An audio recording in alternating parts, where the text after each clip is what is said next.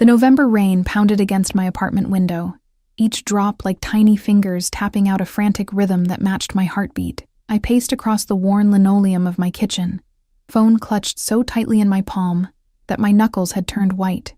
The ancient radiator in the corner hissed and clanked, filling the small space with metallic groans and insufficient warmth. In the bassinet by the sofa, Emma whimpered, her tiny face scrunched with hunger. The sound cut through me like a blade, sharper than the draft seeping through the cracked window frame. I glanced at the empty can of formula on the counter, turning it upside down as if somehow more might magically appear. Nothing. Just like my bank account. "It's okay, baby girl," I whispered, my voice breaking as I gently stroked her cheek. "Mommy's going to figure something out, but what options did I have? The rent was 2 weeks overdue. The electricity bill sat unopened on the counter, its red, final notice stamp visible through the thin paper. And now, no formula. The WIC appointment wasn't until next week, and my last paycheck from the diner had gone entirely to daycare so I could keep my shifts. 8 months of struggling, of pulling myself up just to be knocked down again. 8 months since I'd walked out of that mansion with nothing but a suitcase and my dignity. 8 months since I'd last seen him. My thumb hovered over his name in my contacts. I'd promised myself I would never call him, never give him the satisfaction. The memory of his eyes, dark and intense as thunderclouds, sent an involuntary shiver down my spine. Alexander Rossi, the man who'd swept into my life like a hurricane, destroying everything in his path only to rebuild it in his image. The man who still had no idea he had a daughter. Emma's cries grew louder, more insistent. My resolve crumbled like wet paper. I closed my eyes, pressed the call button, and held my breath. 1 ring, 2 rings, 3. Lena. His voice washed over me like dark honey, deep and smooth yet carrying an undercurrent of danger. Not a question, a statement, as if he'd been waiting for my call all these months. I gripped the counter's edge, steadying myself. "Alex," I managed, the familiar nickname slipping out before I could stop it. The silence that followed was heavy with unspoken words. I could almost see him, sitting in his leather office chair, Italian suit perfectly tailored to his broad shoulders, one hand holding the phone while the other perhaps gripped a crystal tumbler of whiskey. The image was so vivid that for a moment, I forgot the squalor surrounding me. 8 months, 12 days, he said finally. Not that I've been counting. But he had been. Of course he had. Alex counted everything. Money, allies, enemies, slights both real and imagined. It had been both mesmerizing and terrifying to watch him calculate the world around him, positioning people like chess pieces. Emma's cries pierced the air again. I turned away from the phone, covering the receiver, but not quickly enough. "Is that a baby?" The sharpness in his voice made my stomach clench. I swallowed hard, searching for words. This wasn't how I'd planned to tell him. I'd never planned to tell him at all. Yes. Another silence, this one crackling with tension so thick I could feel it through the phone. When he spoke again, his voice had dropped an octave, soft in a way that I knew from experience was far more dangerous than his shouting. "Whose baby, Lena?" "Mine," I whispered, tears blurring my vision. I wiped them away angrily. I wouldn't cry. Not for him. Not again. "I see." 2 simple words that somehow contained multitudes. I heard him take a controlled breath, followed by the clink of ice against glass. "And the father?" I closed my eyes. "I need money for formula. I wouldn't ask if—" "The father, Lena." Each word precise, clipped. The veneer of civilization stretched thin over something primal. "She's yours," I said, the words falling from my lips like stones. "She's yours, Alex." The silence that followed was absolute. Even Emma seemed to sense the gravity of the moment, her cries subsiding to hiccuping whimpers. I could hear my own heartbeat, a frantic drumming in my ears. "My address hasn't changed," he said finally, his voice unnervingly calm. "Be here in an hour." "I can't just—" "1 hour, Lena, or I send someone to collect you. Your choice." The line went dead. I stared at the phone, a cold dread seeping into my bones. This was exactly what I'd feared. Give Alex an inch, and he'd take everything. But what choice did I have? Emma needed formula, we needed heat. And I was out of options. With trembling hands, I packed a diaper bag, wrapped Emma in her thickest blanket, and stepped out into the rain. The taxi driver gave me a suspicious look when I gave him the address. A shabby woman with a baby asking to go to one of the most exclusive addresses in the city, but the crisp 50 I handed him, my absolute last emergency cash, silenced any questions. As the car wound through progressively more affluent neighborhoods, my anxiety climbed higher. I hadn't been back to this part of the city since I'd left. The gleaming storefronts and immaculate sidewalks felt like they belonged to another world, one where I'd briefly lived as an imposter, before reality came crashing back. The taxi turned onto the private drive, a tunnel of perfectly manicured cypress trees leading to the estate. Even through the rain-streaked windows, the mansion was imposing, all stone and glass and old-world grandeur. "You sure this is the place, lady?" the driver asked, eyeing me in the rearview mirror. I nodded, not trusting my voice. As we pulled up to the circular driveway, I saw them. 2 black SUVs with tinted windows parked near the entrance, and standing under the portico, a familiar figure. Marco, Alex's driver and head of security, his massive frame unmistakable even from a distance. Beside him stood another guard I didn't recognize. The taxi hadn't even fully stopped when Marco stepped forward, opening my door with military precision. His eyes, always watchful, scanned me before landing on the bundle in my arms. Something unreadable flickered across his stoic face. "Ms. Winters," he said with a slight nod, the formality so at odds with the man who had once taught me how to make his grandmother's tiramisu during a weekend, when Alex was away on business. "Marco." I clutched Emma closer as the cold rain misted my face. "Let me," he said, holding out an umbrella and guiding me toward the house. The new guard took my meager bag from the taxi's trunk, examining it with subtle suspicion before following us. The entryway was exactly as I remembered. Soaring ceilings, marble floors, the massive crystal chandelier casting prismatic light across the foyer. The familiar scent of beeswax polish and the faint undertone of Alex's preferred sandalwood incense wrapped around me, triggering memories I'd spent months trying to suppress. "He's in his study," Marco said, nodding toward the east wing. "He asked that you go directly to him." Of course he did. No time to compose myself, to prepare for seeing him again. That was Alex, always ensuring he had the upper hand. I walked the familiar path, each step echoing in the cavernous hallway. Emma stirred against my chest, blinking up at the bright lights and ornate surroundings so different from our dingy apartment. The contrast made my cheeks burn with shame. What kind of mother was I, unable to provide even the basics for my child? The massive double doors to his study loomed ahead. I paused, drawing a shaky breath, and then knocked. A hesitant tap that seemed to disappear into the heavy wood. "Enter." His voice, even muffled by the door, sent a current of electricity down my spine. I pushed the door open, and there he was. Alexander Rossi hadn't changed in 8 months. If anything, he seemed more powerful, more present, a dark star pulling everything into his orbit. He stood by the windows, backlit by the storm outside, his tall frame outlined in flashes of lightning. The fine lines of his bespoke suit accentuated his broad shoulders tapering to a narrow waist. His dark hair, always slightly too long, curled at his collar, but it was his eyes that held me captive, obsidian and fathomless, revealing nothing while seeing everything. His gaze moved from my face to the bundle in my arms, and something shifted in his expression, a micro-movement that anyone else might have missed, but that I had once been trained to detect in our time together. Surprise, uncertainty, and something deeper, more primal. "Lena," he said, my name in his mouth still holding the same power it always had. He moved toward us with that predatory grace that had first drawn me to him. The confident stride of a man who owned not just the ground he walked on, but everything his shadow touched. I instinctively stepped back. His advance halted immediately, a flash of what might have been hurt crossing his features before the mask slipped back into place. "You look tired," he observed, his eyes cataloging every detail.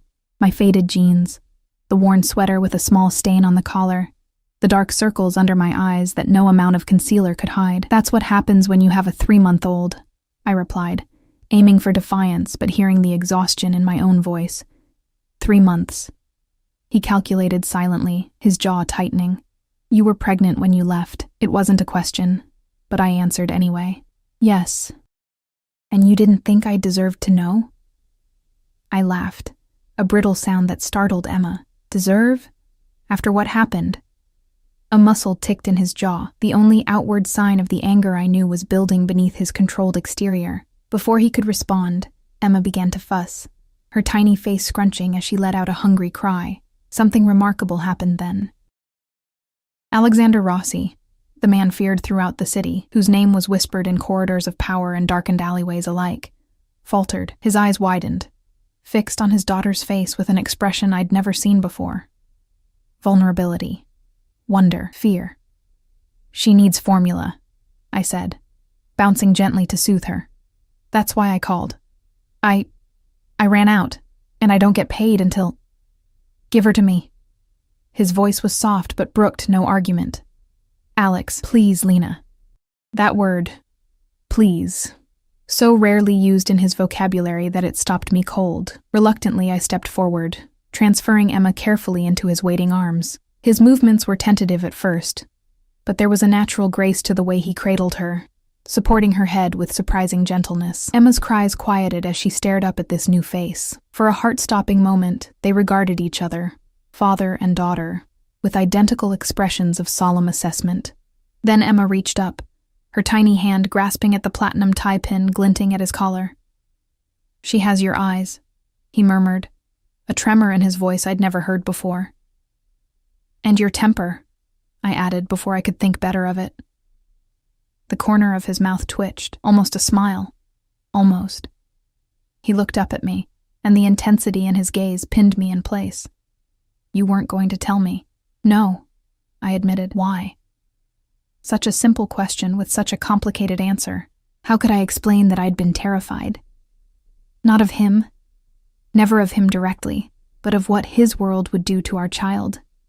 How his enemies would see her as leverage. How his allies would see her as currency. How the life that had nearly destroyed me would surely taint her. "You know why, Alex?" Something dangerous flickered in his eyes. "Because of Viviana? I told you there was nothing. It wasn't just her." I crossed my arms, suddenly cold despite the warmth of the room. "It was everything. The raids, the meetings at midnight, the blood on your shirt that you thought I didn't see.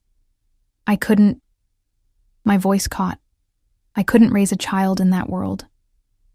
He was silent for a long moment, looking down at Emma, who had fallen asleep against his chest, her tiny hand still clutching his tie. When he spoke, his voice was deceptively soft. "So instead, you chose to raise my daughter in poverty, without proper food, without heat." His eyes met mine, hard as flint. "Without her father." The accusation hit like a physical blow. "I was trying to protect her." "From me?" A dangerous edge crept into his voice. "From your life," I corrected quickly. "There's a difference." He moved to the leather sofa by the fireplace, sitting down with a fluid grace that somehow didn't disturb the sleeping infant. "You should have come to me." I remained standing, needing the distance. "Would you have let us go?" His silence was answer enough. The fire crackled in the grate, casting dancing shadows across his face as he studied our daughter.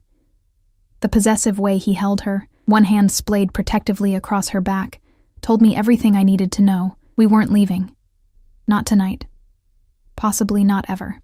"You need formula," he said finally, looking up at me. "What else?" I swallowed my pride. "Heat. The apartment is clearly inadequate," he finished, his tone clipped. "You're staying here, Alex. Non-negotiable, Lena." The softness was gone, replaced by the implacable will I knew too well. "My daughter will not spend another night in a cold apartment without proper nutrition or security. She's my daughter too," I said, my hands curling into fists at my sides, "and yet, here you are, asking me for help." His words weren't cruel, merely factual, which somehow made them cut deeper. "I'm offering more than formula money. I'm offering her, and you, everything you need. with strings attached.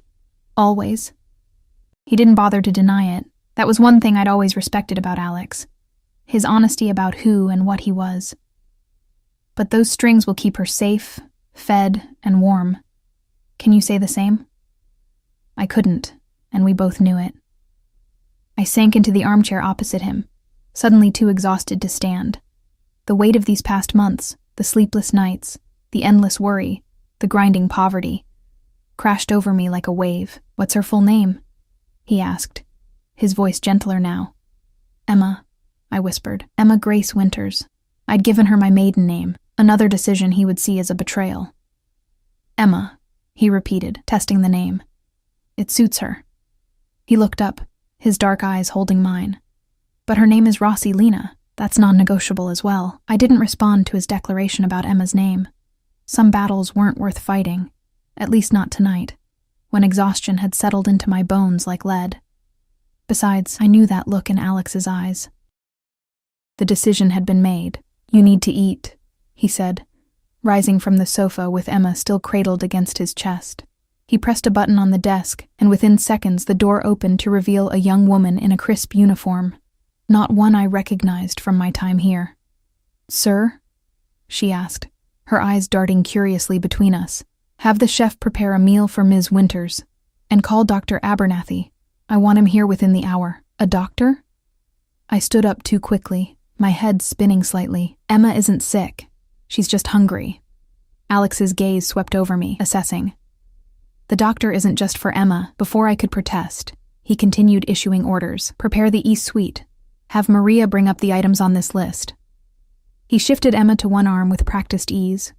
Where had he learned to hold a baby? And scribbled something on a notepad. The woman nodded and disappeared with the efficiency of someone well-trained in anticipating Alexander Rossi's needs. I'd once been like that, attuned to his moods, his unspoken commands, his subtle shifts in demeanor that signaled satisfaction or displeasure. "I don't need a doctor," I said when we were alone again. "You've lost weight," he replied, those observant eyes missing nothing. "You're pale. Your hands are shaking." "I'm tired, not sick. Humor me." It wasn't a request. A knock at the door interrupted us. Marco entered, holding a small bottle of formula. "The staff keeps emergency supplies for Julia's baby when she visits," he explained, handing it to Alex. The mention of Julia, Alex's younger sister, was a reminder of the family I'd once been welcomed into, however conditionally. I'd liked Julia, with her warm laugh and fierce loyalty. She'd been one of the few who'd treated me like a person rather than an acquisition. Alex tested the temperature of the formula on his wrist, another gesture so unexpectedly paternal it momentarily disarmed me. He hesitated, then held the bottle out to me. "She's your daughter," he said quietly. "You should feed her." I took both the bottle and Emma, settling back into the chair. As she drank hungrily, relief washed over me. Such a simple thing, being able to feed my child, and yet it had become a luxury I couldn't afford. "Thank you," I murmured, the words painful in my throat. Alex stood by the fireplace, watching us with an unreadable expression. In the flickering light, with his guard momentarily lowered, he looked younger than his 34 years, the sharp planes of his face, the shadow of stubble along his jaw, the intensity of his gaze. It all sent a traitor flutter through me that I immediately suppressed. "Why didn't you call sooner?" he asked. "You know why?" "Pride." He said the word like it was simultaneously a virtue and a fatal flaw. "Always your downfall, Lena," says the man whose pride fills entire rooms. A ghost of a smile touched his lips before vanishing. "The difference is, my pride builds empires. Yours leaves you and my child hungry and cold." The words stung because they contained a kernel of truth. I'd been so determined to make it on my own, to prove I could survive without him, that I'd pushed myself to the breaking point. Pride before the fall, wasn't that how the saying went? "I was doing fine until I lost my second job," I said defensively. "The diner cut back my hours and the daycare costs." "Stop." He held up a hand. "You don't need to justify yourself to me. Not anymore." That anymore hung between us, heavy with implication. There had been a time when I'd accounted for every minute of my day, every dollar I spent. every person I spoke to, not because he demanded it directly, but because failing to do so meant questions, suspicions, that cold distance that was worse than any confrontation. Emma finished her bottle, and I shifted her to my shoulder, patting her back gently. The familiar rhythm was soothing, as was the weight of her against me. "She looks like you," Alex said, his voice softer than before.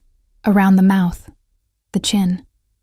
"But she has your eyes," I replied, "and your expressions. Sometimes she looks at me like what? Like she's figuring out all my weaknesses." I meant it as a joke, but it fell flat in the heavy air between us. Another knock at the door heralded the arrival of the doctor, a silver-haired man with kind eyes and a perpetually concerned expression. I remembered him from before, the private physician who made house calls at all hours and asked no questions about certain injuries. "Mr. Rossi," he greeted, then turned to me with genuine warmth. "Ms. Winters, it's good to see you again." The examination was brief but thorough. Emma first. Her weight, her reflexes, her lungs, her eyes. Dr. Abernathy pronounced her healthy but slightly underweight, recommending a specialized formula to help her catch up. The look Alex gave me at this news made me shrink into myself, though the doctor was quick to add that she showed no signs of neglect. When it was my turn, I protested again, but Alex's implacable stare silenced me. The diagnosis was predictable: exhaustion, mild malnutrition, anemia. The doctor wrote prescriptions for iron supplements and vitamins, his manner professional but tinged with concern. "Rest," he advised as he packed up his bag. "Proper nutrition. Minimize stress." He glanced at Alex, something unspoken passing between them. "I'll check in again next week." After he left, the silence stretched between us, broken only by Emma's soft breathing as she dozed in my arms. "You need to rest," Alex said finally, pressing the intercom on his desk. "Maria will show you to your room." "Our room?" I asked, suddenly panicked at the thought of being separated from Emma. His expression softened marginally. "The East Suite has a nursery adjoining the main bedroom. You'll both be comfortable there." An older woman appeared, Maria, the housekeeper who had been with Alex's family for decades. Her weathered face broke into a genuine smile when she saw me, and to my surprise, she enveloped me in a gentle hug. "Piccola," she murmured, the old nickname bringing unexpected tears to my eyes. "Little one. You've come home." Home. Was that what this place had been? The word conjured images both beautiful and painful. Lazy. Sunday mornings in the garden solarium, Alex teaching me to play chess in the library. Candlelit dinners where he'd watch me with those intense eyes that made me feel simultaneously seen and hunted. But also, hushed phone calls that stopped when I entered rooms, unexplained absences, blood on shirt cuffs hastily hidden, the constant presence of armed men whose eyes followed my every move. "Just for tonight," I said, as much to myself as to Maria. "We're just staying tonight." The look that passed between Maria and Alex told me they both knew better, but neither contradicted me. Sometimes lies are necessary bandages for wounds not ready to be exposed. The East Suite was as I remembered it, elegant without being ostentatious, decorated in soothing blues and creams. The adjoining nursery, however, was new. Fresh paint, a beautiful white crib with delicate bedding, a rocking chair by the window overlooking the gardens. It had been prepared quickly, but with obvious care. "How did you—" I turned to Maria, gesturing at the nursery. "Mr. Rossi ordered it prepared months ago," she said simply. "After you left." The implications of that statement were too overwhelming to process. I focused instead on settling Emma into the crib, marveling at how tiny she looked in the expansive space.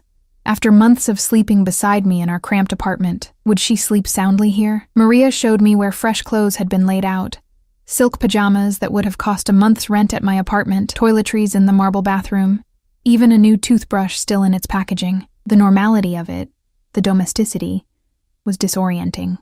"There's a baby monitor," Maria said, pointing to a sleek device on the nightstand. "And the security system, of course." She indicated a small panel by the door. "Mr. Rossi's quarters are connected through the security office. If Emma cries, he'll know." The thought of Alex monitoring my daughter's cries sent a complicated shiver through me. Protection or surveillance? With him, the line had always been blurred.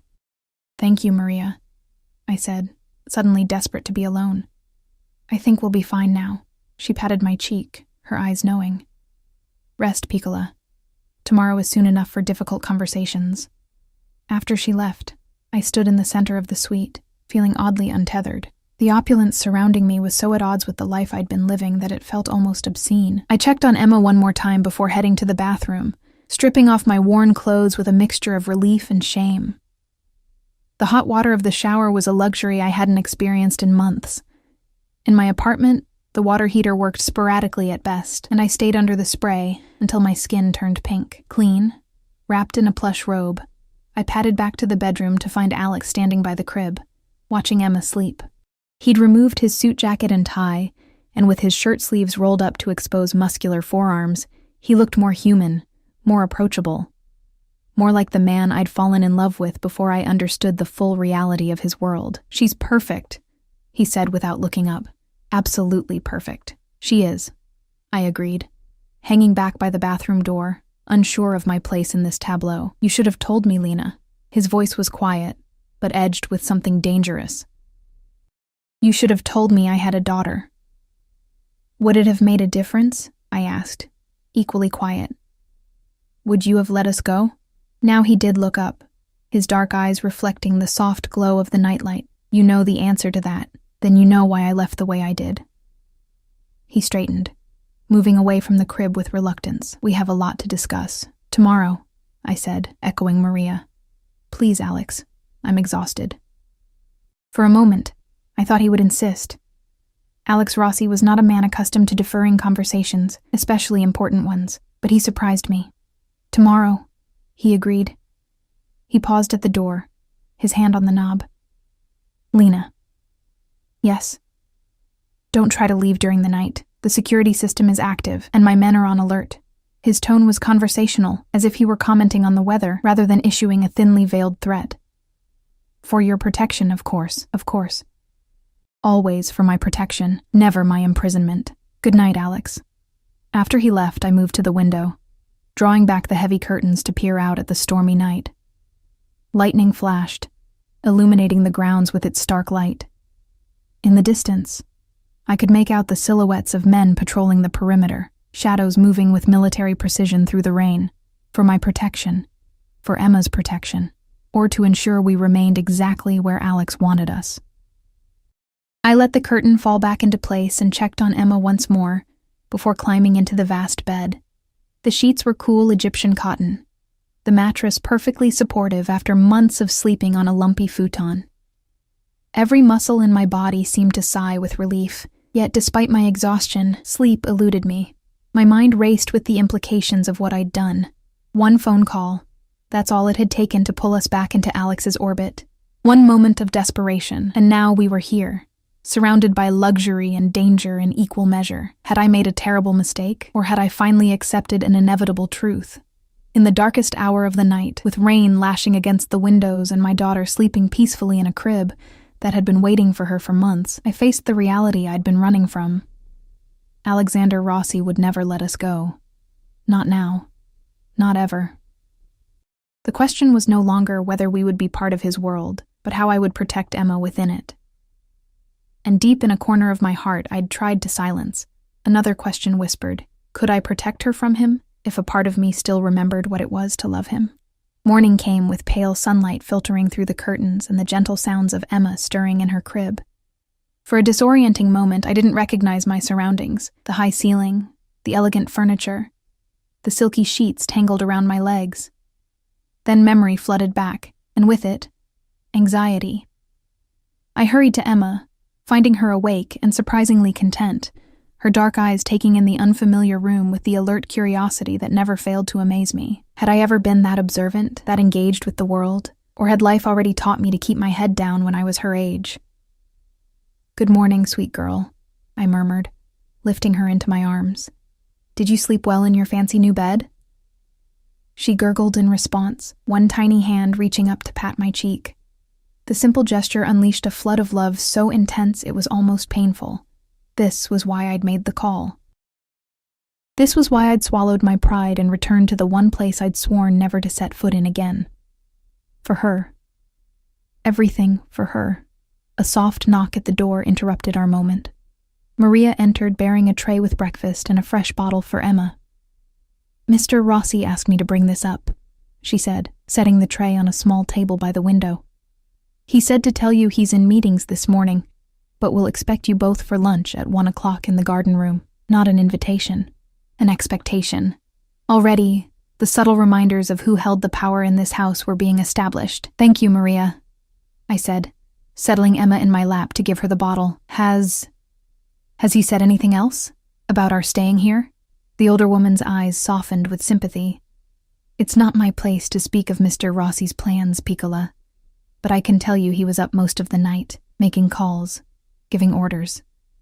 She hesitated, then added quietly, "He had your apartment cleared out." "Your things are being brought here." My stomach dropped. "He what?" "Your belongings, your clothes, everything." Maria busied herself straightening items on the tray, avoiding my gaze. "He said you shouldn't have to return to that place." The presumption stole my breath. Not even a discussion, not even the pretense of asking what I wanted. Just Alexander Rossi doing what Alexander Rossi did best.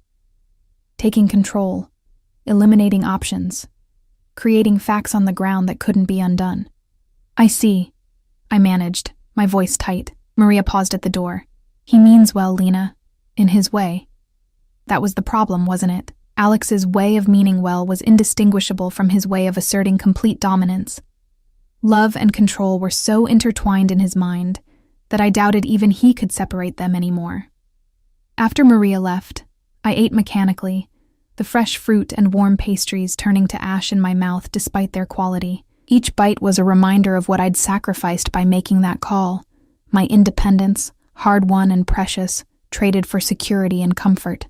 For Emma's sake, I reminded myself. For Emma.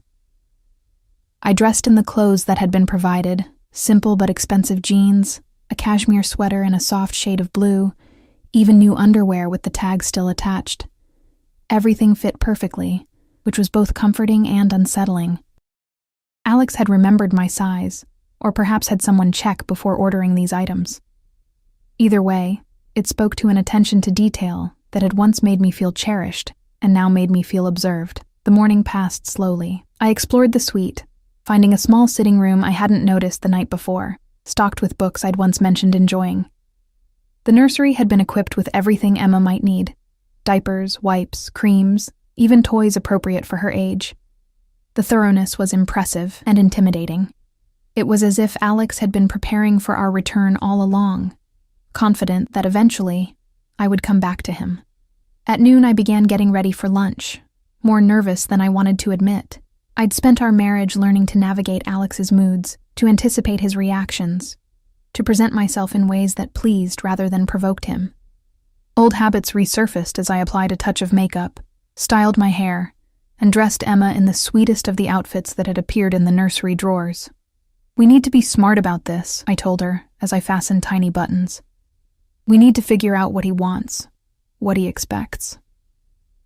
Emma kicked her legs, oblivious to the politics of our situation. "And then we need to decide what we're willing to give." At precisely 1 o'clock, I made my way down to the garden room, a solarium at the rear of the mansion filled with tropical plants and bathed in natural light. Alex was already there, seated at a glass table set for lunch, his attention focused on the tablet in his hands. He was dressed more casually than the previous night. Dark slacks and a charcoal sweater that emphasized the breadth of his shoulders. The sight of him sent an unwanted flutter through my stomach. He looked up as we entered, his eyes softening as they landed on Emma.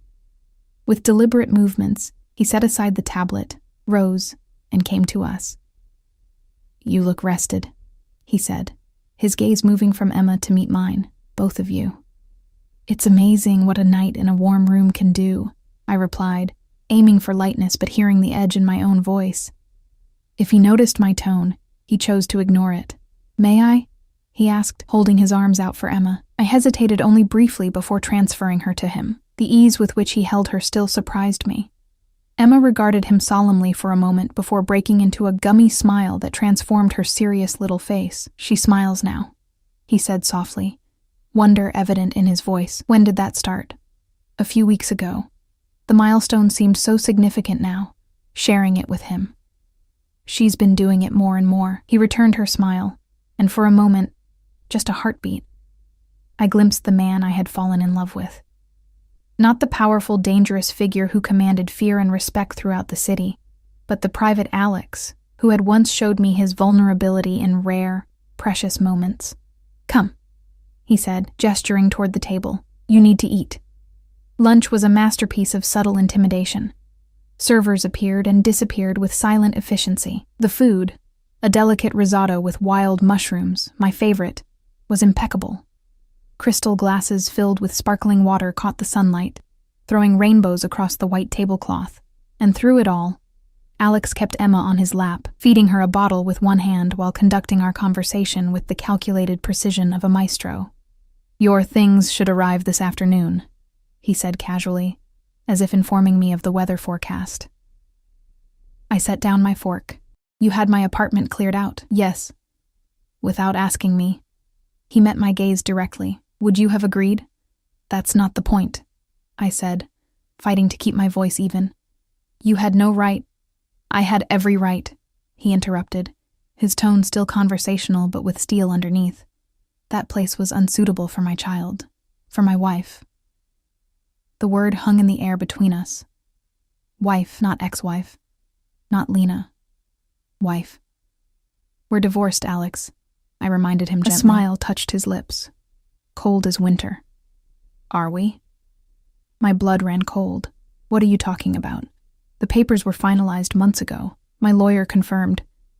"Your lawyer," he said, emphasizing the word with subtle disdain, "was paid handsomely to tell you what you wanted to hear." I stared at him, unable to process what he was saying. "That's impossible. I have the decree. I signed." "You signed papers, yes." He took a sip of water, watching me over the rim of his glass. "But they were never filed with the court. Legally, Lena, you are still Mrs. Alexander Rossi." The room seemed to tilt around me. "You can't do that. It's illegal. It's fraudulent, manipulative, criminal." His smile widened fractionally. "All words that have been applied to my business dealings over the years. Did you really think I would let you go so easily?" "It was my choice," I whispered, hands trembling in my lap. "You made me believe." "I gave you the space you needed," he corrected, bouncing Emma gently when she fussed. "I let you think you were free while I waited for you to come to your senses." "Come to my senses?" Anger flared, hot and bright.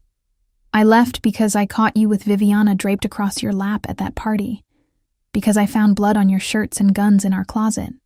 Because men with cold eyes followed me everywhere I went. Because I was suffocating in this gilded cage you built." Emma, sensing my distress, began to cry. Alex stood immediately, his movements fluid despite the infant in his arms, and began pacing the length of the solarium, murmuring to her in soothing Italian.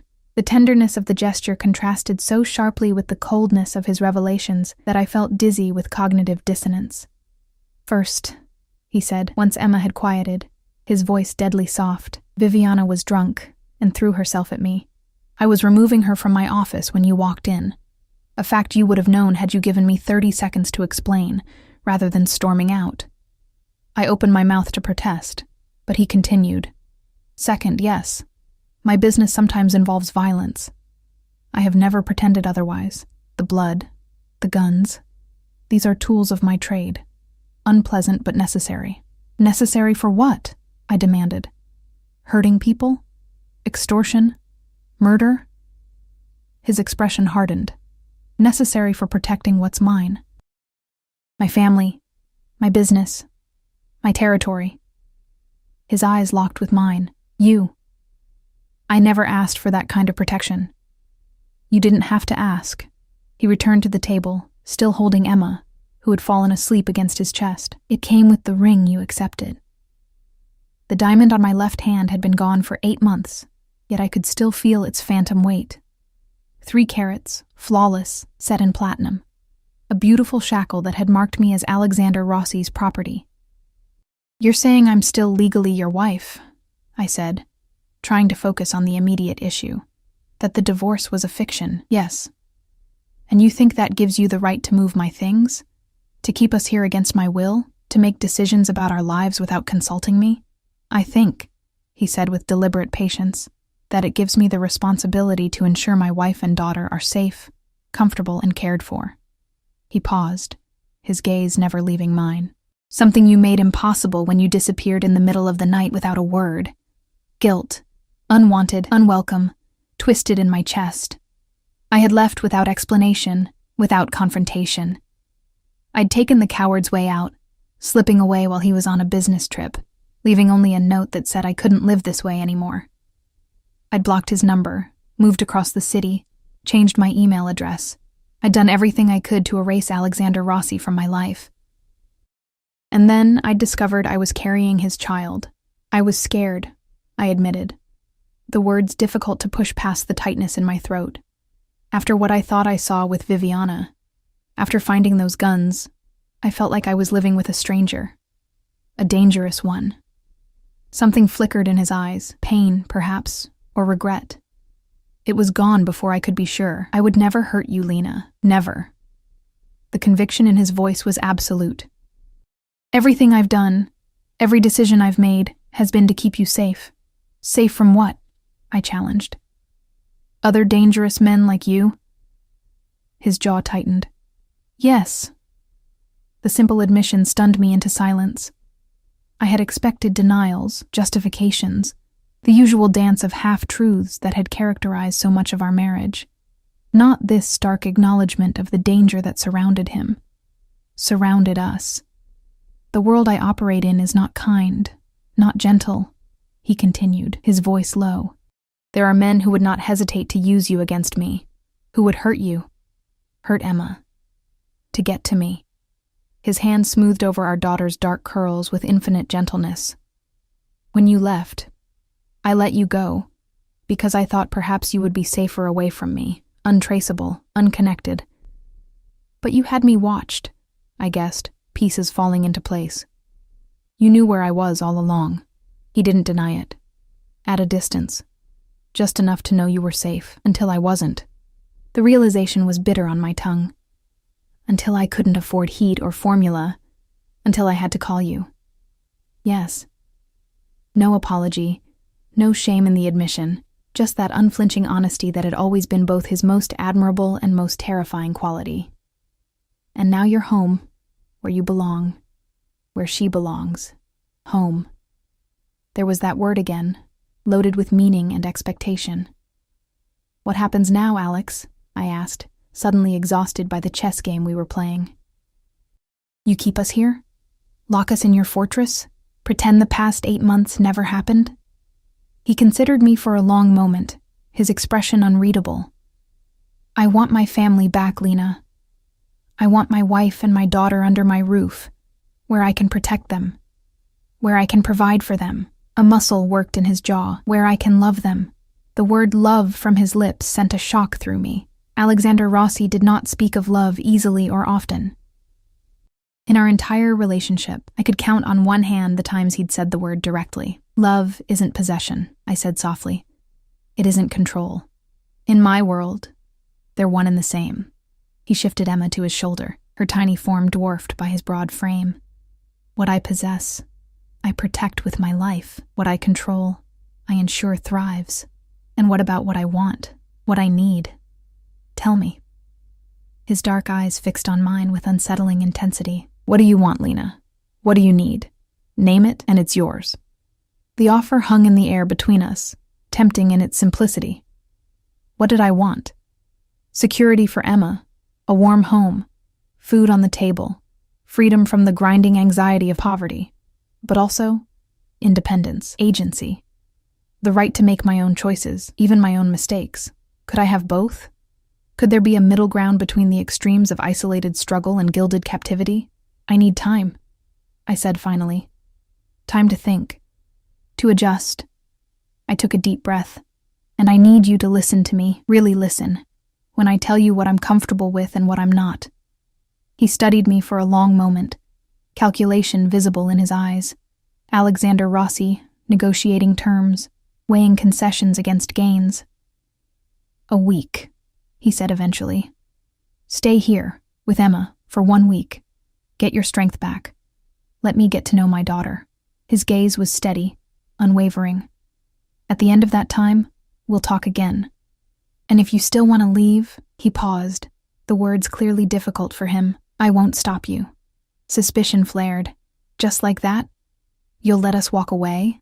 "Not to that apartment," he amended swiftly. "Not to poverty and insecurity, but to a place of your choosing, with my financial support for Emma, with my protection, but from a distance." It was more than I had expected, less than I had hoped. A compromise from a man who rarely compromised. "And during this week?" I asked cautiously. "You'll have the run of the house and grounds, your old life back if you wish it. Or something new if you prefer." He shifted Emma in his arms. "All I ask is that you give me a chance to show you that things can be different. That we can be different. Could we? Was it possible to rewrite our story? To find a version where love didn't mean subjugation? Where protection didn't mean imprisonment?" 1 week. I agreed finally, knowing it was both a promise and a dangerous gamble. "But Alex..." "Yes?" "No manipulation, no games, no hidden agendas." I held his gaze, refusing to look away despite the intensity I found there. "If we're going to have any chance of finding a way forward, I need honesty. Complete honesty." Something like respect flickered in his eyes. "You have my word. From any other man, perhaps it would have meant little, but Alexander Rossi's word, once given, was ironclad. It was the foundation upon which his empire was built, the reason allies trusted him and enemies feared him. If he said there would be honesty between us, then honesty there would be. Brutal, unvarnished, and absolute." "Then we have a deal," I said, extending my hand across the table in a business-like gesture. He looked at my offered hand with amusement, then captured it in his larger one. Instead of shaking it, however, he turned it over and pressed his lips to my inner wrist, where my pulse jumped traitorously at his touch. "A deal," he murmured against my skin, "and a new beginning." As he released my hand, his phone vibrated on the table. The spell broken, he checked the screen, his expression immediately shifting to one of cold efficiency. "I need to take this," he said, standing smoothly. He transferred Emma back to my arms with gentle care. "Business that can't wait." I nodded, not trusting my voice. The familiar pattern, closeness interrupted by the demands of his other life, was already reasserting itself. "We'll have dinner tonight," he said, already moving toward the door. 8 o'clock. "There's someone I want you to meet, someone who might help with our adjustment period." Before I could ask who, he was gone, leaving me with Emma in the sunlit solarium, surrounded by tropical plants and unanswered questions. The rest of the afternoon passed in a surreal haze. I explored the mansion with Emma, reacquainting myself with its labyrinthine corridors and hidden nooks. Some rooms were exactly as I remembered. The library with its leather-bound volumes and the faint scent of Alex's cigars. The formal dining room where I'd once hosted terrifying dinners with his business associates. The music room with the grand piano that collected dust because neither of us played. Other spaces had been transformed. The blue parlor, once a formal sitting room, had been converted into a cheerful playroom filled with toys and soft furnishings. A spare bedroom near our suite now housed a fully equipped nursery, more permanent and elaborate than the temporary setup in my suite. Even the garden had new additions, a small playground with infant swings and a sandbox, protected from the elements by a glass pavilion. All of it planned, built, and waiting. For how long? How soon after I'd left had Alex begun preparing for our return? A return he had clearly considered inevitable. My things arrived mid-afternoon, delivered by silent men in dark suits who stacked boxes in the dressing room adjacent to my suite. I was disturbed to find them neatly labeled in handwriting I didn't recognize.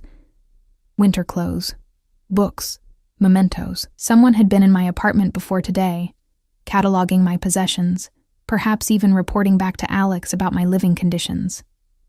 The thought made my skin crawl, but also sparked a realization.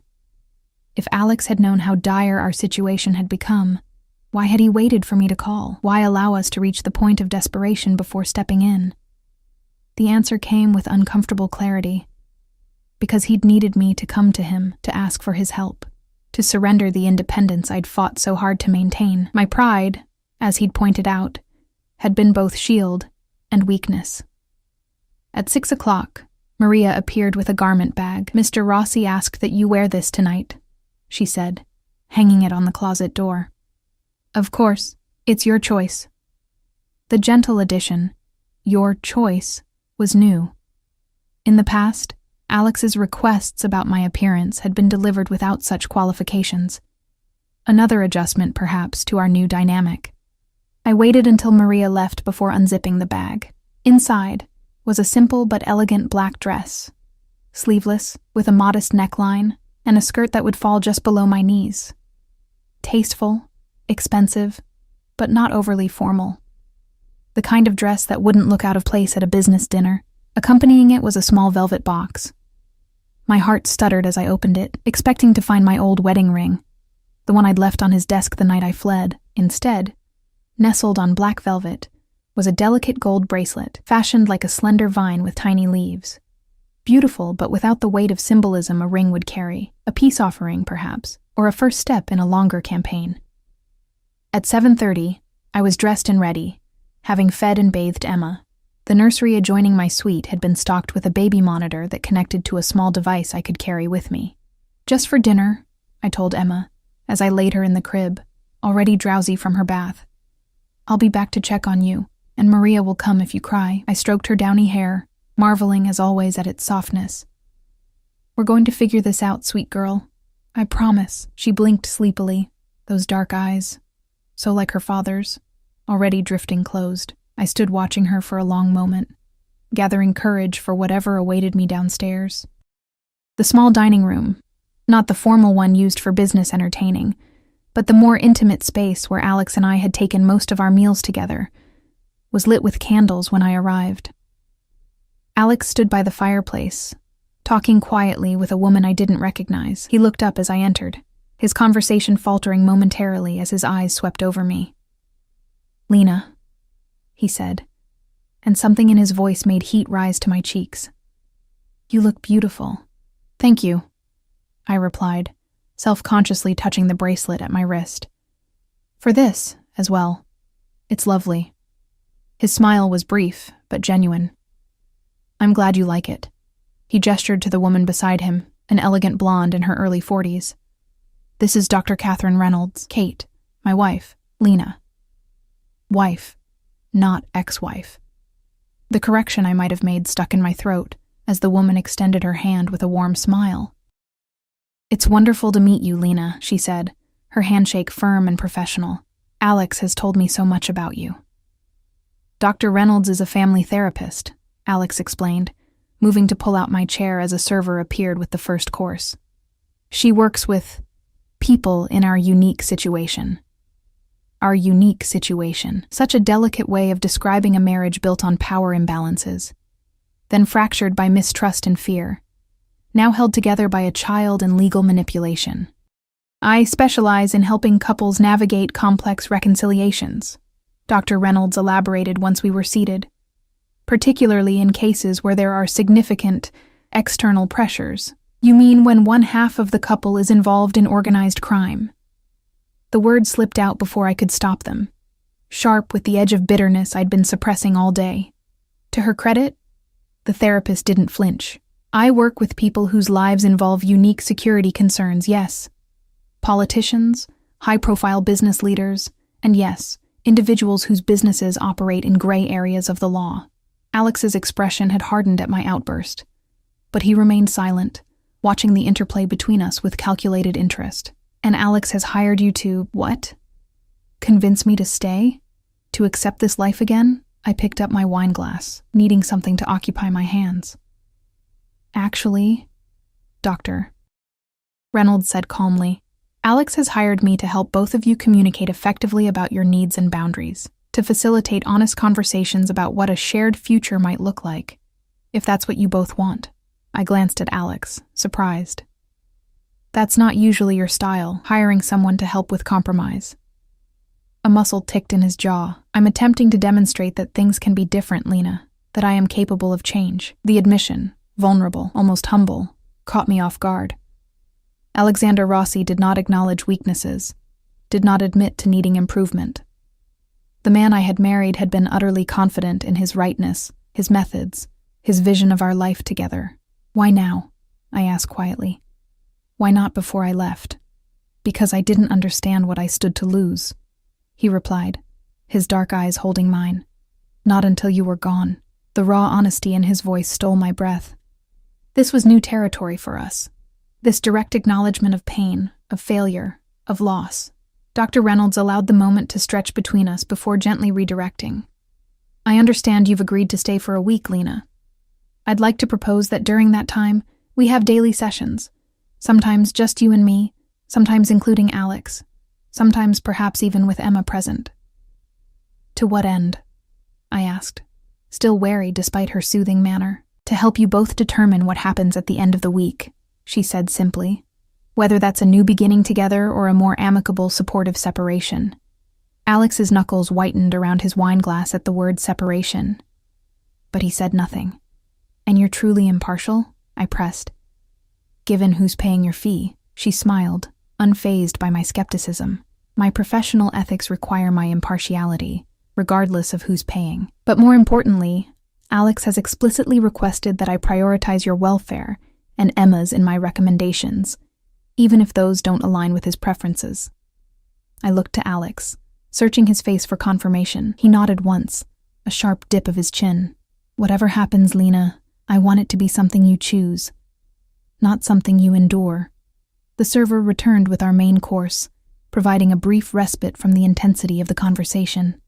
As we ate, Dr. Reynolds skillfully guided us toward lighter topics: my pregnancy, Emma's development, neutral memories from the early days of our relationship. The undercurrent of tension remained, but the acute discomfort of confrontation eased. By dessert, I found myself relaxing fractionally, even laughing at an anecdote the therapist shared about her own children. Alex watched me with an expression I couldn't quite decipher. Part satisfaction, part hunger, part something deeper and more complex. I should check on Emma, I said, as coffee was served, the weight of his gaze becoming too much to bear. Of course, he agreed immediately. We can continue this conversation tomorrow. Kate has suggested a first session at 10 if that works for you. The consideration, asking rather than dictating, was another small shift in our dynamic. I nodded, rising from my chair. 10 is fine. Good night, Dr. Reynolds. Thank you for your perspective. Please call me Kate, she replied warmly. And Lena? Try to approach this week with an open mind. The past doesn't have to dictate the future. A lovely sentiment, I thought, as I climbed the stairs to my suite. But in my experience, the past was always present, always shaping what came next, especially with a man like Alexander Rossi. Emma was still sleeping peacefully when I looked in on her, her tiny chest rising and falling with each breath. I stood watching her, my heart so full of love and fear that it felt physically painful. What's the right choice? I whispered to her sleeping form. What keeps you safe, but also free? What gives you your father without binding you to his world? She slept on, oblivious to my turmoil, secure in the absolute certainty that her needs would be met, a certainty I had never been able to provide her on my own. A soft knock at the door interrupted my vigil. I opened it to find Alex standing in the hallway.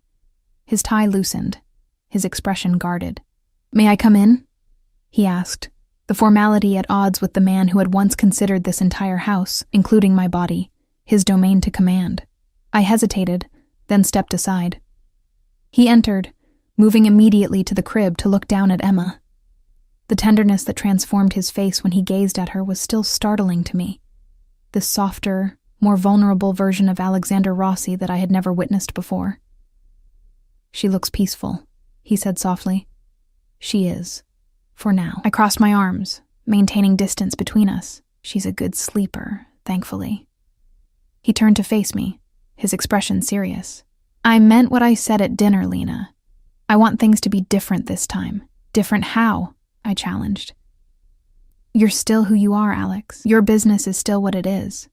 The danger doesn't disappear just because you've hired a therapist. No, he agreed, but how we navigate that danger together can change.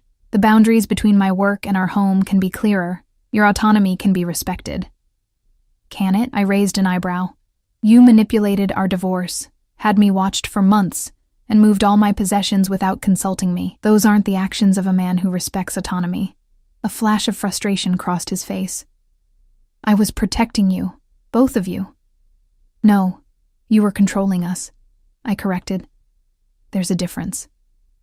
He ran a hand through his hair, a rare gesture of agitation.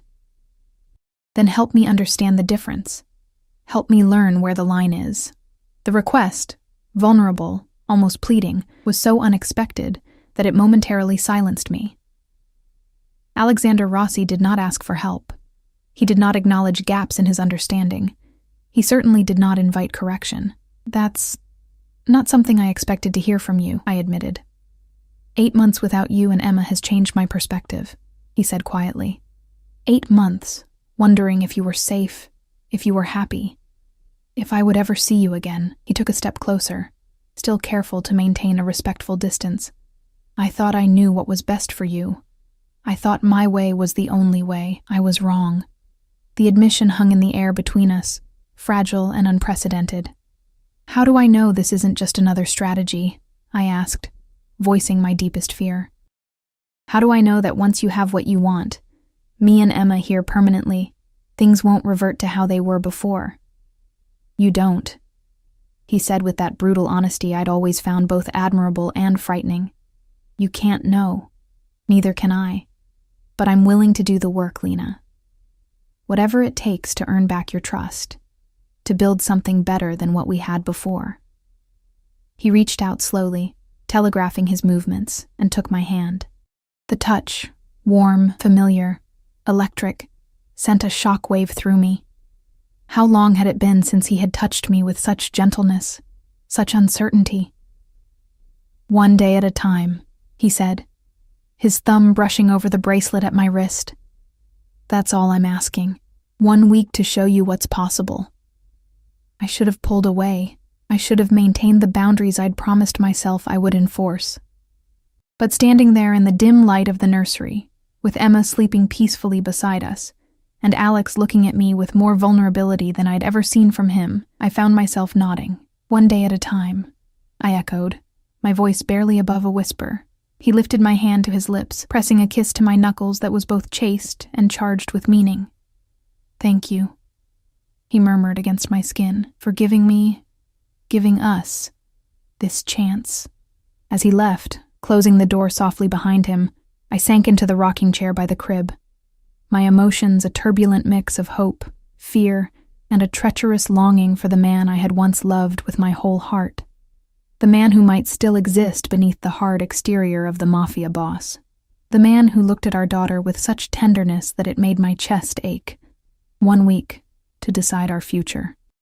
1 week to determine if Alexander Rossi was capable of change, if I was capable of forgiveness, if we were capable of building something new from the ashes of what had burned between us. 1 week that already felt both too long and not nearly enough. The week unfolded in a strange rhythm of therapy sessions, careful conversations, and moments of unexpected connection. Each morning, Kate would arrive at 10, sometimes working with Alex and me together, sometimes seeing us separately. Her approach was direct but compassionate, creating a space where truths could be spoken without fear of explosive reactions. Tell me about the day you left, she said during our 3rd session. Alex and I seated at opposite ends of her couch in the small office she'd set up in one of the guest suites. I glanced at Alex, whose face had gone carefully blank, the expression he wore when bracing for impact. I'd been unhappy for months, I began slowly. The isolation, the restrictions on my movements, the constant sense of being watched. It was suffocating me. Did you tell Alex how you were feeling? Kate asked. I twisted the bracelet on my wrist, a nervous habit I'd developed over the past few days. I tried, in the beginning, but my concerns were always dismissed as necessary sacrifices for security. Not dismissed, Alex interjected, his voice tight. Explained. Explained in a way that made it clear my feelings were secondary to your system, I countered. Kate nodded thoughtfully. And the final catalyst? What made that particular day the day you had to leave? I took a deep breath. It was the party at the Bellini estate. I went looking for Alex and found him in Franco's private office with Viviana on his lap, her arms around his neck, his hand on her waist. Alex's jaw clenched. As I told you, she was drunk. She had been making a scene in the main hall, and Franco asked me to remove her before she embarrassed herself further. She could barely stand. When I tried to sit her down, she fell into my lap and was clinging to me to keep from sliding to the floor. But I didn't know that, I said, the old pain surfacing despite my efforts to remain calm. All I saw was a beautiful woman in my husband's arms. A woman who had been making it clear for months that she wanted you. You didn't give me a chance to explain, he said, frustration evident in his voice. You turned and left. By the time I extracted myself from Viviana and found you, you were already in the car, demanding that Marco take you home. And when we got home, I continued, the memory sharp as broken glass, I started packing. You tried to stop me. We argued. You said if I couldn't trust you, perhaps I needed a reminder of what you'd saved me from. Alex flinched as if I'd struck him. I was angry.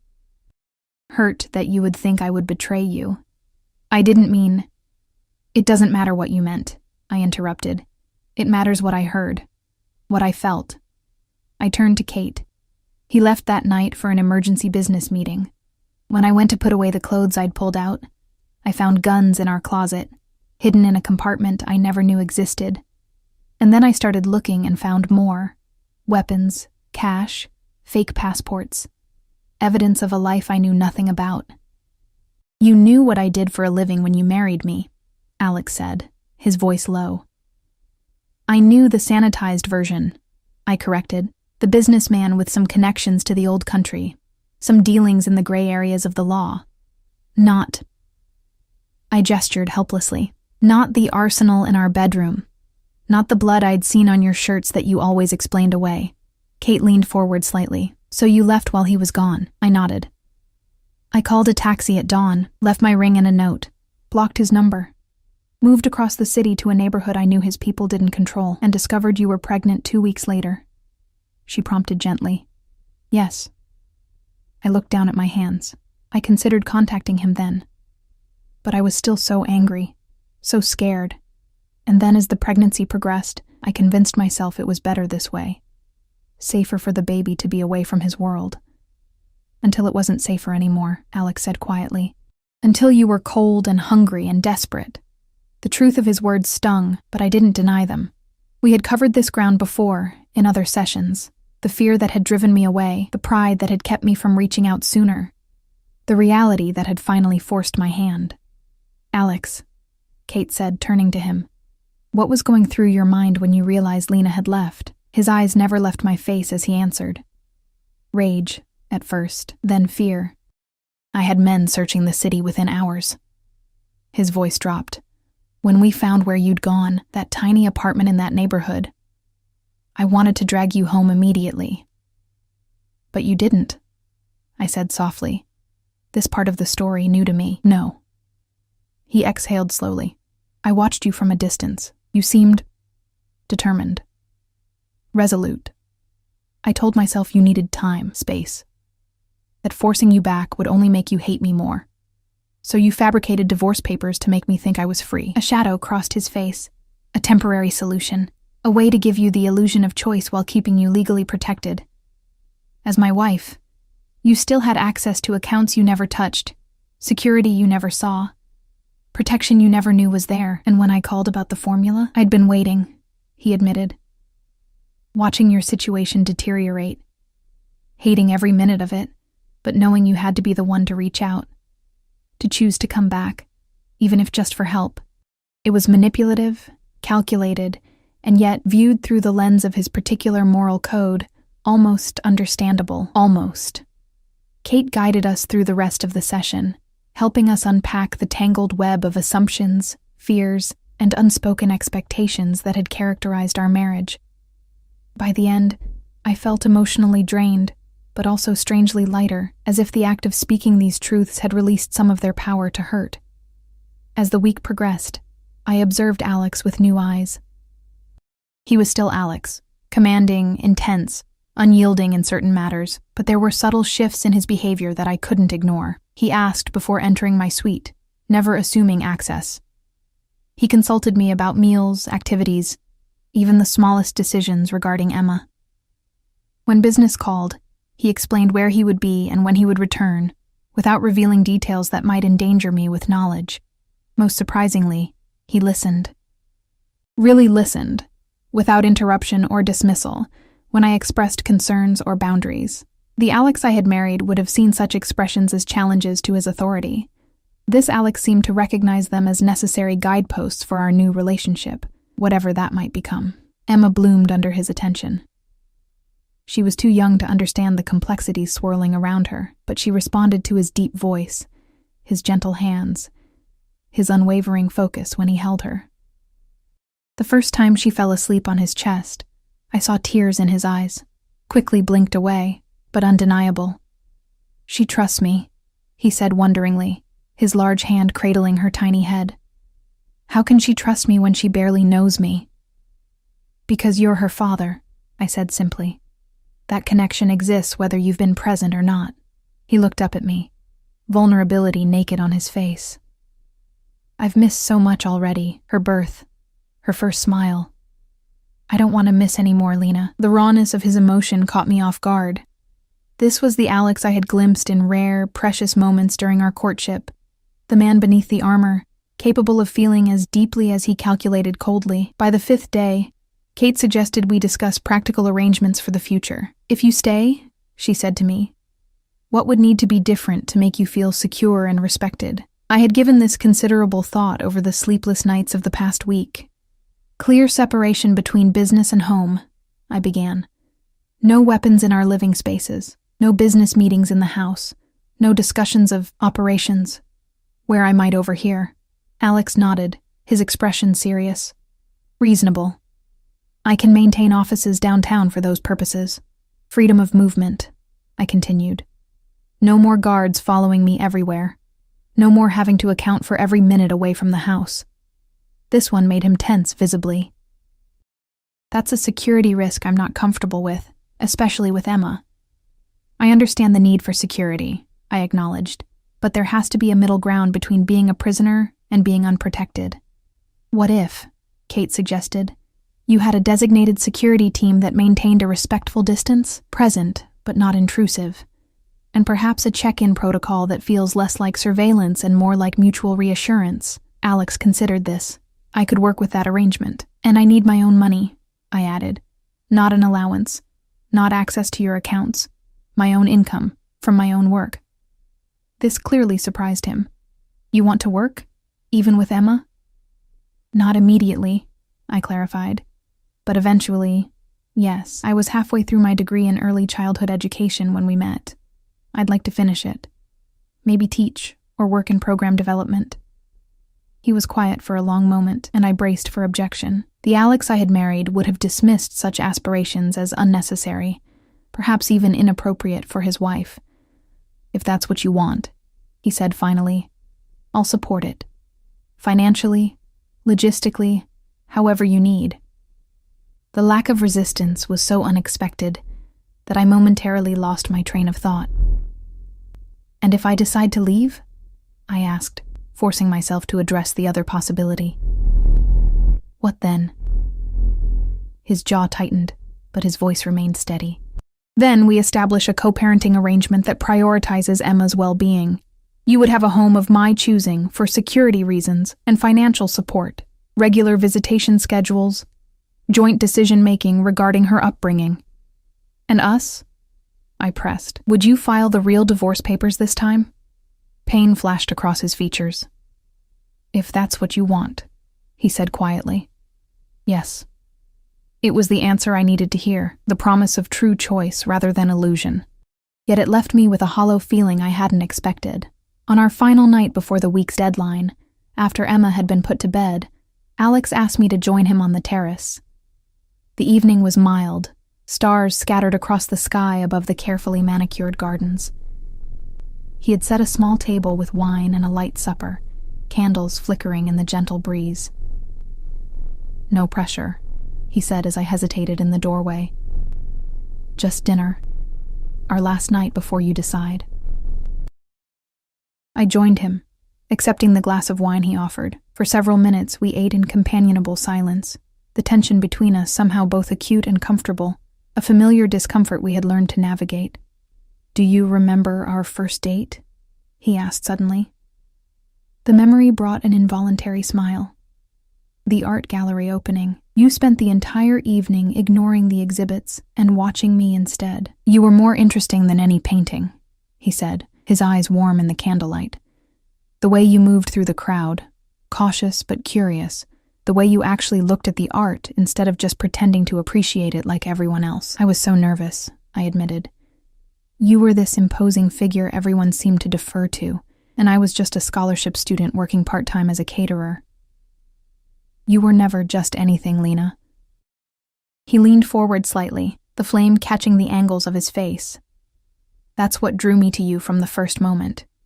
Your quiet strength, your determination to make your own way despite the obstacles life had thrown at you. The irony wasn't lost on me, and then I became another obstacle to overcome." He didn't deny it. "I wanted to give you everything, to protect you from ever experiencing hardship again. But in doing so, I took away the very independence I admired." He shook his head. "I thought I was building you a palace. Instead, I created a cage. It was a beautiful cage," I said softly, "but still a cage. And now?" he asked, his eyes searching mine. "What would it be now if you stayed?" I considered the question seriously, weighing the week's revelations against the years of history between us. "I don't know yet," I answered honestly. "That's what we'd have to discover together." He nodded, accepting the uncertainty of my response without pushing for more. Another change. The old Alex would have demanded a decision, a commitment, a clear path forward.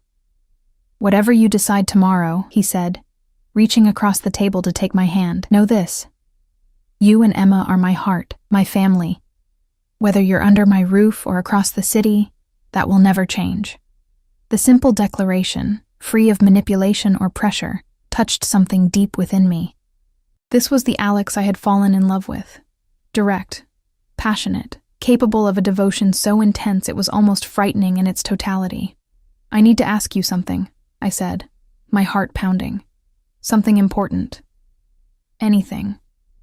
The blood on your shirts, the guns, the midnight meetings." I took a deep breath.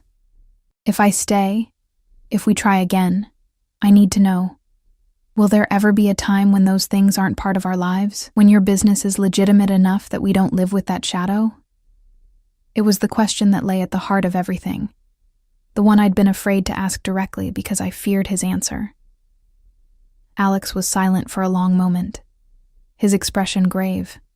"I've been working toward that goal for years," he said finally, "moving investments into legitimate enterprises, distancing myself from the more problematic aspects of the family business."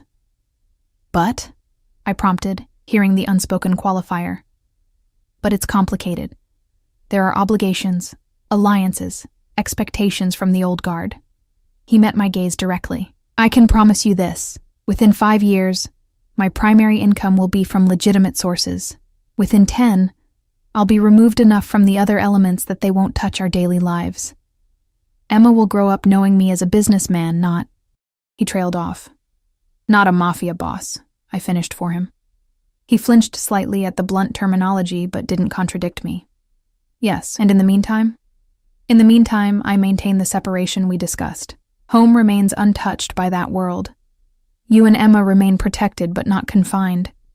And I continue the transition as quickly as is safely possible." It wasn't a perfect answer. It wasn't even the answer I had hoped for in my most optimistic moments. But it was honest, brutally, completely honest, and rooted in the reality of who Alexander Rossi was, rather than who I might wish him to be. "Thank you," I said quietly, "for the truth." He squeezed my hand gently. "Always, from now on, even when it's difficult, even when it's not what you want to hear. That's my promise to you, Lena." We finished our dinner, talking of lighter things, Emma's development, plans for the garden, memories that didn't carry the weight of our more troubled history. When we parted for the night at my door, he kissed my cheek with a restraint that spoke volumes about his commitment to respecting my boundaries. "Until tomorrow," he said, his dark eyes holding mine for a moment before he turned and walked away. I slept fitfully, my mind churning with the decision before me. By morning, as I fed Emma and watched the sunrise paint the sky in shades of pink and gold, I knew what I had to do. Alex was waiting in the garden, as we had arranged. He stood as I approached, his posture tense despite his attempt at casual confidence. Emma was in my arms, contentedly gumming her fist, and watching the world with those solemn dark eyes so like her father's. "Good morning," he said, his voice carefully neutral. "Did you sleep well?" "Not really," I admitted, sitting on the bench beside him. "Too much thinking." He nodded, understanding. "And have you reached a decision?" I looked down at Emma, then out at the garden where spring flowers were beginning to bloom, then finally at the man beside me. The man I had loved, fled from, feared, and perhaps could love again in a different, more equal way. "I have," I said, my voice steadier than I felt. "I want to try, Alex, not to recreate what we had before, but to build something new, something better for all of us." The relief that washed over his features was so profound that for a moment I thought he might weep. Instead, he reached out slowly, giving me time to pull away, and placed his hand over mine, where it rested on Emma's back. "Thank you," he said simply, those two words carrying the weight of promises made and broken and made again. "It won't be easy," I cautioned. "There will be days when I question this decision, days when old patterns try to reassert themselves, days when your world intrudes despite our best efforts." "I know," he agreed, "and there will be days when my instinct to control, to protect at all costs, will clash with your need for freedom, days when my past complicates our present. But there will also be good days," I said, allowing hope to color my voice. "Days when we're just a family, when Emma has both her parents, when we remember why we fell in love in the first place. Those days will outnumber the difficult ones," he said with quiet conviction. "I'll make sure of it." Emma chose that moment to drop her fist and reach toward her father, a gummy smile breaking across her face. Alex took her carefully from my arms, his expression transforming with that now familiar tenderness. "Papa's here, Piccola," he murmured, the Italian endearment flowing naturally. "Papa's not going anywhere." As I watched them together, my daughter and her father, bound by blood and now by choice as well, I felt a sense of rightness settle over me. This decision wasn't without risk. There were no guarantees that Alex could change enough, that I could trust enough, that we could find that elusive middle ground between his world and mine. But in that moment, with morning sunlight spilling over the three of us in the garden he had built for the family he had always wanted, I allowed myself to believe in the possibility of our future, not a perfect one, not a fairy tale, but a real one, complicated and challenging and ultimately ours to shape together. "Welcome home, Lena," Alex said softly, his free arm encircling my shoulders as Emma babbled happily between us. And for the first time in 8 months, perhaps for the first time ever, that word felt true, not because of the mansion's luxury or the security it represented, but because home, I was finally beginning to understand, wasn't a place at all. It was the three of us finding our way forward together, one day at a time,